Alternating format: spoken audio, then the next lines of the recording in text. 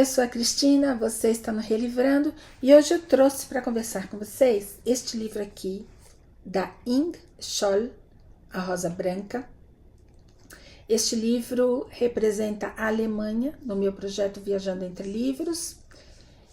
Nós vamos conversar um pouco sobre ele, mas antes que eu faça isso, eu vou fazer os pedidos de sempre, que é para vocês se inscreverem no canal, caso vocês não sejam inscritos. Se são inscritos, verifiquem se a inscrição de vocês continua ativa e já deem um like, né? Este é o voto de confiança que eu tô pedindo para vocês. Dá um like logo no início, porque isso ajuda muito a divulgar o canal e desde já eu agradeço. Eu trouxe este livro para conversar com vocês e com ele nós vamos viajar para a Alemanha dos anos 1942 e 1943, em plena Segunda Guerra e sob o comando do governo nacional socialista de Hitler. Isso também significa que a partir de agora este vídeo não pode mais ser monetizado, porque todas as vezes que você fala a palavra Hitler, nazismo, holocausto e coisas relacionadas a esses temas, o YouTube entende que essas palavras são proibidas e não monetiza. Então, infelizmente, este vídeo não pode ser monetizado. Não significa muita coisa, porque a monetização do meu canal é realmente baixa, praticamente irrisória. Então eu prefiro falar ao invés de ser censurada, certo? Isso porque este livro é um relato histórico. Eu não estou nem falando de um romance, estou falando de um relato histórico. Quando eu comecei a ler esse livro, como eu não sou muito adepta aí das sinopses, eu gosto das surpresas, eu descobri, na verdade, que não era um romance, que é um relato histórico. É um relato escrito pela Ing Scholl sobre a prisão e o assassinato de alguns jovens, inclusive 2 irmãos dela, né, um rapaz e uma garota, em 1943, por várias acusações, né, entre elas traição, e eles foram condenados então à guilhotina. E é esse o relato que ela traz aqui, e é sobre isso que nós vamos conversar agora, tá? Antes de mais nada, eu queria dizer que eu procurei por que Rosa Branca, né? Por que este grupo aqui, um grupo de resistência, se auto-intitularia a Rosa Branca. E aí eu encontrei alguns significados para a Rosa Branca, né? Então, a Rosa Branca pode simbolizar lealdade, pureza e inocência. Inclusive, é por isso que se usava, pelo menos antigamente, que as noivas levassem um buquê de rosas brancas para o altar, né? Simbolizando tudo isso, lealdade, pureza e inocência, né? No cristianismo, a rosa branca é muitas vezes usada para simbolizar a ressurreição de Cristo, e isso tem tudo a ver com o grupo, porque pelo menos um componente do grupo, que é o Hans Scholl, se converteu ao catolicismo durante essa sua jornada aqui, e ficou inclusive uma pessoa bastante fervorosa, né, e que acreditava muito na ressurreição. Então faz todo sentido também o nome da rosa branca. E também a rosa branca é vista como um símbolo de esperança e de recomeço, né? O que também faz todo sentido para este grupo aqui, que imaginava um recomeço, né? Uma esperança de um recomeço para a Alemanha pós-Hitler, tá? Este livro é dividido em várias partes, né? Tem a introdução, a qual eu vou citar várias vezes aqui, porque realmente é uma introdução bastante elucidativa. A parte que a própria Ing escreveu, contando o que era a Rosa Branca e qual que era o envolvimento dos irmãos dela, o que foi que aconteceu com eles. Depois tem os próprios panfletos que os integrantes escreveram, né? Foram 6 panfletos. Depois a gente vai ter relatos de pessoas que entraram em contato com o grupo, ou então pessoas que souberam da história deles e depois divulgaram essa história ao redor do mundo. Depois vai ter mais um relato da Ing explicando mais alguns pormenores que eu vou aqui compartilhar com vocês. O livro foi escrito em 1950 e eu, quando comecei a ler, senti falta de fatos concretos, fatos históricos, né? Assim, recheio para aquele texto. Mas aí me ocorreu, né, voltar à introdução e prestar mais atenção no que a introdução quer dizer para a gente antes de começar a ler esse livro, que é exatamente isso aqui. Foi com o livro de Ing Scholl, a irmã mais velha de Hans e Sophie, que a história dos irmãos Scholl e do grupo de resistência se tornou conhecida como a Rosa Branca e foi amplamente divulgada dentro e fora da Alemanha. Por ter sido a primeira publicação sobre o tema no início dos anos 50, o texto de Ing Scholl caracteriza-se, como bem explica o historiador aqui, né, como um livro de memórias, uma coletânea de documentos e uma homenagem. As memórias e a homenagem são de alguém que teve 2 irmãos assassinados pelo regime e não pelo acesso, num primeiro momento, aos documentos descobertos após a primeira edição do livro.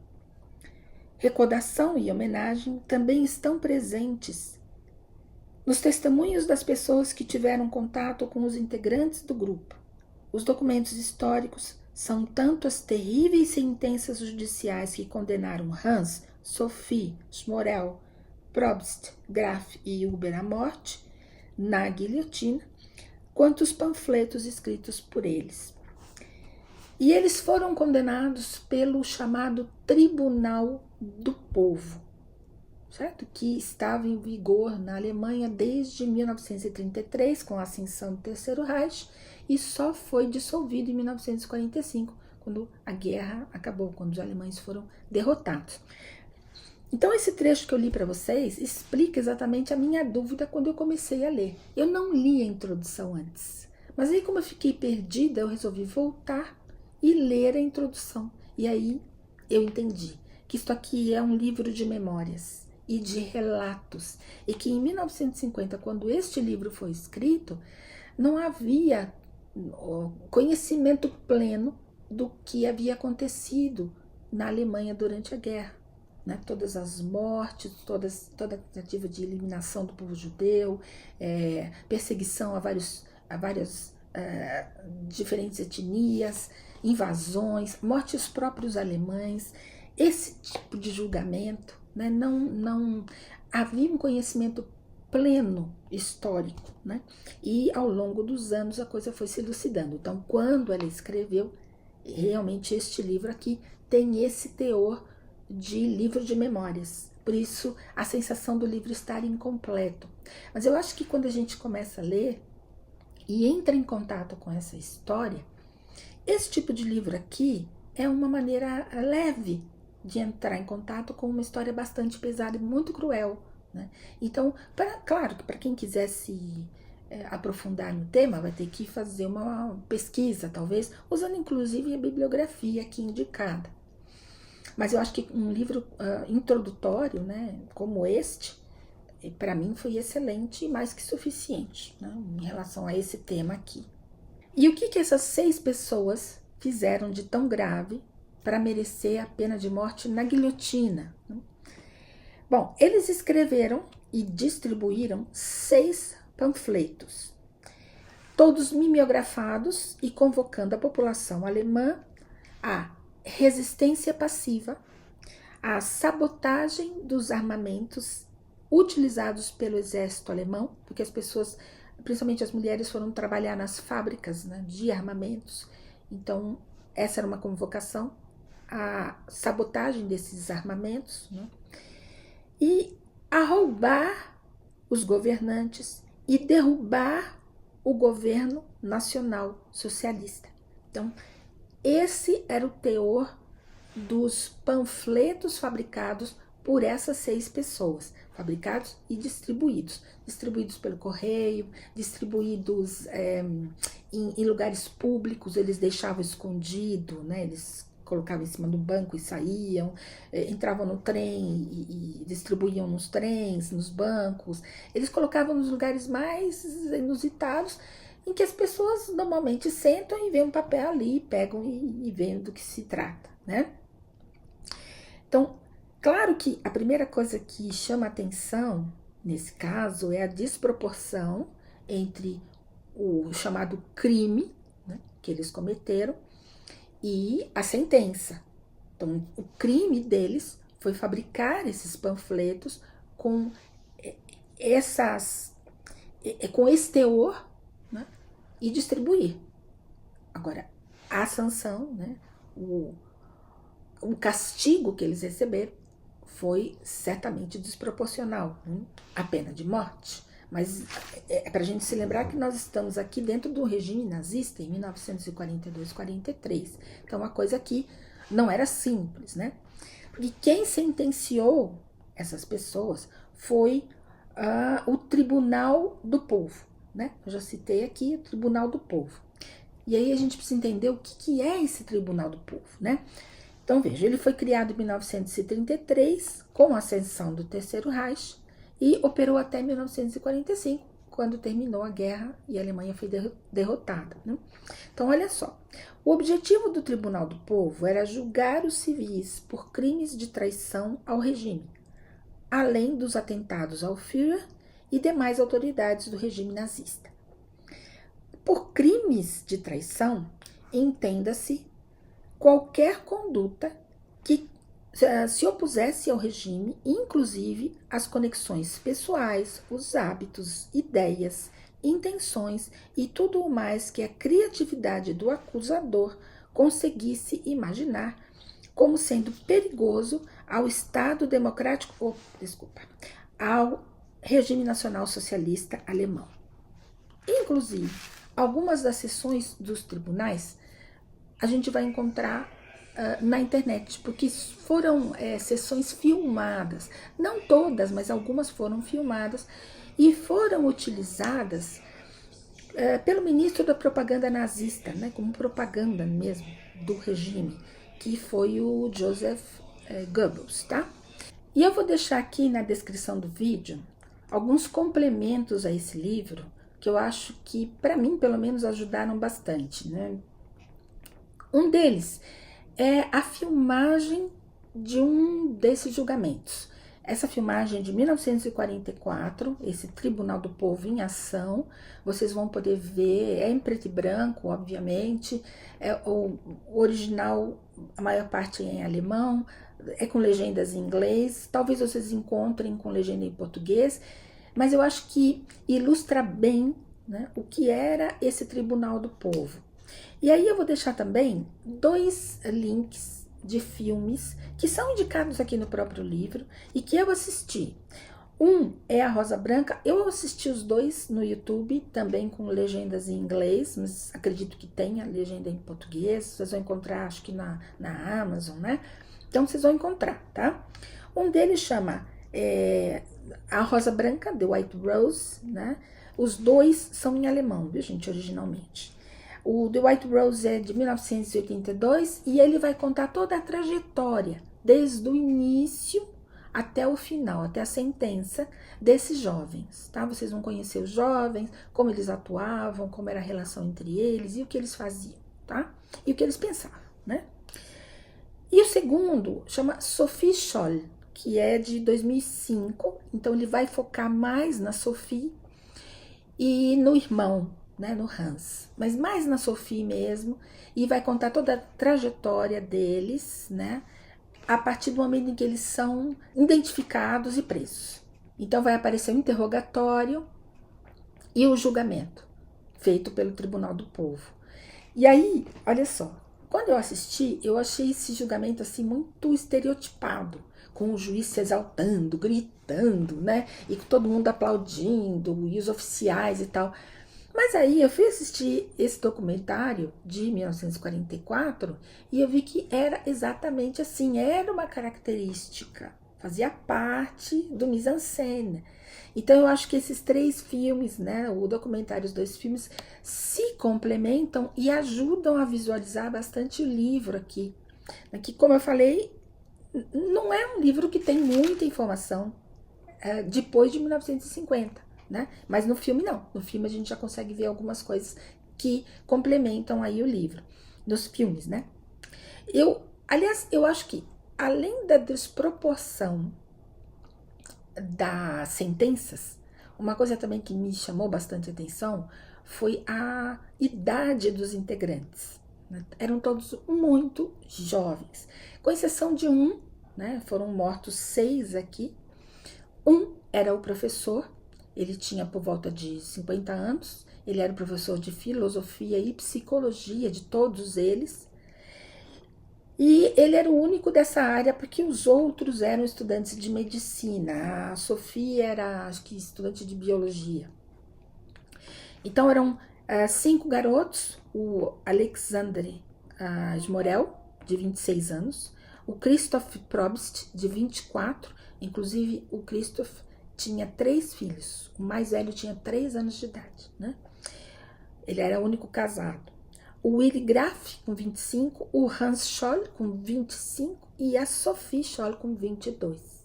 Uma das coisas que eu mais gostei desse livro é que ele mostra que aquela história que a gente lê em alguns lugares, agora a gente já lê menos, né? Mas antigamente eu lia muito e eu ouvia muitas pessoas dizerem que os alemães, o povo alemão, não sabia o que estava acontecendo.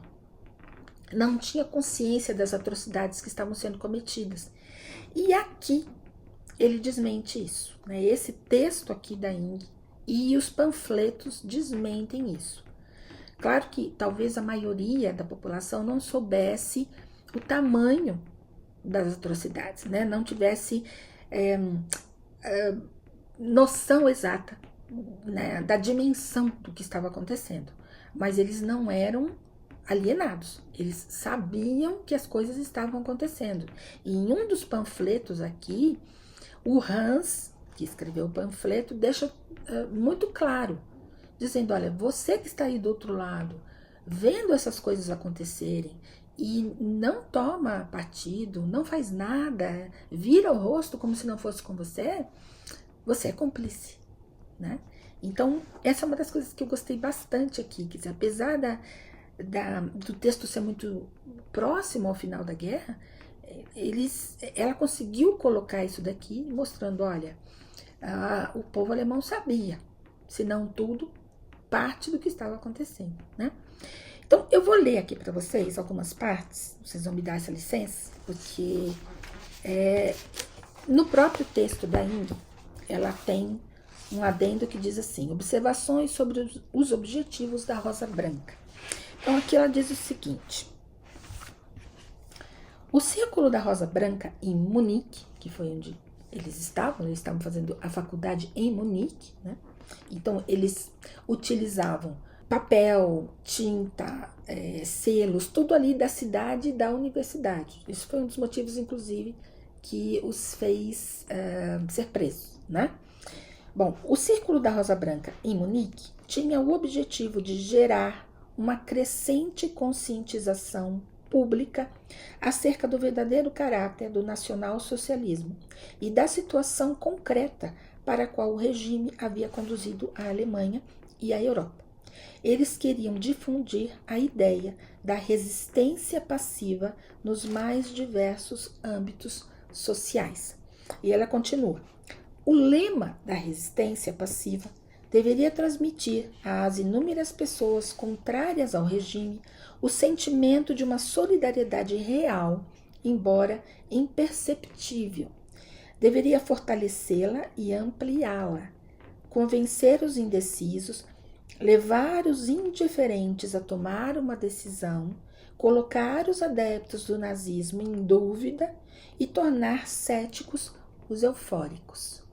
E ela continua: uma vez que o humor de Hitler dependia fortemente da simpatia das massas, uma reviravolta da situação poderia ter sido uma arma bastante eficaz.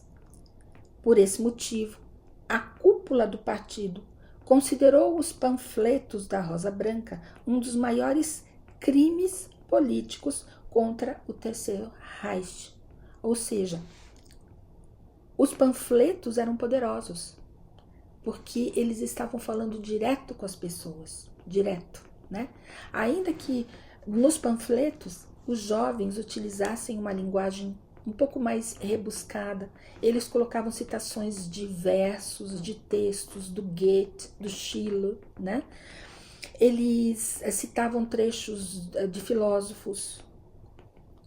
Então, ainda que tudo isso fosse utilizado, né, os textos eram muito pé no chão, mostrando a realidade que estava acontecendo ali naquele momento. Então, para o regime aqui que estava fazendo aquelas atrocidades, aquilo poderia abrir os olhos das pessoas. Então, aquilo foi considerado um crime político hediondo para o Terceiro Reich, né? Daí o castigo, né? Daí o castigo ser tão severo. Bom, ela continua aqui. O que era essa resistência passiva? O que significava isso, né? Então, ó, da perspectiva de um alemão apolítico, o que na época era a regra, a resistência passiva poderia ter sido resumida aos seguintes pontos programáticos. Então, olha que simples, tá? Distanciamento de tudo que estivesse ligado ao nacional-socialismo. Retirada do apoio direto ou indireto ao Partido Nacional Socialista. Parece simples, né? Mas a época de terror que eles estavam vivendo não é tão simples assim, né? Ajuda aos oprimidos, amparo aos judeus, sempre que possível, solidariedade para com os trabalhadores estrangeiros e prisioneiros de guerra, prática efetiva de recusa e desobediência. Parece muito simples, né, gente? Mas a gente sabe que não é, né? Exercício do boicote camuflado e consciência de ser um elo de uma grande corrente europeia de resistência que se estendia da França, Holanda, Bélgica e Escandinávia até a Europa Oriental e até os Estados Unidos, né? Porque esses panfletos foram parar na mão do Thomas Mann, que na época estava exilado, eu acho que em Nova York, e ele tinha um programa de rádio, e ele citava esse grupo e citava esses panfletos, ele lia esses panfletos. E quando eles foram assassinados, o Thomas Mann denunciou, né? Então, chegava longe, né? O que eles estavam fazendo chegou longe. A solidariedade para com outros grupos de resistência parecia ser muito importante para meu irmão, o Hans, né? Pois ele via na Segunda Guerra Mundial o fim do nacionalismo, de um nacionalismo que trazia em si o perigoso germe do fascismo. E último ponto que eu queria destacar, né, que é quando ela diz o seguinte: esses estudantes tinham um senso aguçado para questões políticas, o qual, porém, não era definido em termos ideológicos, mas sociológicos. Seu interesse principal era a sociedade. Sua primeira preocupação era o fracasso da intelectualidade alemã, do qual eles tinham plena consciência. Por isso que eles usavam a linguagem que eles usavam, né? A linguagem que ela chama aqui de alta burguesia, da burguesia culta, e se referiram aos grandes nomes da cultura alemã. Como eu disse, né? Eles citavam o Schiller, o Goethe, né? Sobretudo no primeiro panfleto eles fizeram isso. E tentaram tocar principalmente as pessoas cultas. Tentaram despertar na intelectualidade alemã uma consciência pesada e, por fim, suscitar o protesto interno e externo. Eles tinham consciência, né, da importância de despertar a intelectualidade para se levantar contra o que estava acontecendo. Eles achavam mesmo, né, lendo os panfletos aqui vocês vão entender, que se eles conseguissem mexer com a intelectualidade, eles conseguiriam mexer no brio, né, desses intelectuais e fazer esses intelectuais se movimentarem e repassar isso para a população, né? Então, quando a gente lê os panfletos aqui, a gente fica até assustada, né, lendo um poema do Goethe, né, sendo aqui reproduzido e dizendo assim, puxa, quem que, né, hoje, por exemplo, conseguiria ler e interpretar um texto do Goethe, né? Quem que conseguiria imaginar um panfleto desse, né, subversivo, tendo um poema desse teor? Mas era o que acontecia aqui na época e os jovens entendiam, os 6, na verdade, né, entendiam que esse era um caminho, né, o caminho da palavra. Eles diziam que as armas utilizadas pelo grupo eram as palavras, né, porque as palavras têm força. A gente sabe disso, né? Bom, eu gostei deste livro, gostei demais. Achei que no começo ele deixou um pouco a desejar, mas quando eu entendi do que se tratava, aí realmente a leitura fluiu, fiquei super interessada, adorei ler os panfletos, recomendo para quem gosta do tema, né? Leiam, eu acho que vocês vão gostar. E está aqui então o livro representando a Alemanha para o meu projeto Viajando Entre Livros. Também vou deixar aqui na descrição para vocês poderem acessar aí a playlist, né, com todos os vídeos e os livros que eu já li aí para esse projeto e continuo lendo, tá, gente? Esse projeto vai durar por um bom tempo aí da minha vida ainda, porque tem muita coisa boa para ler. E é isso, espero que vocês tenham gostado e uma excelente semana para vocês.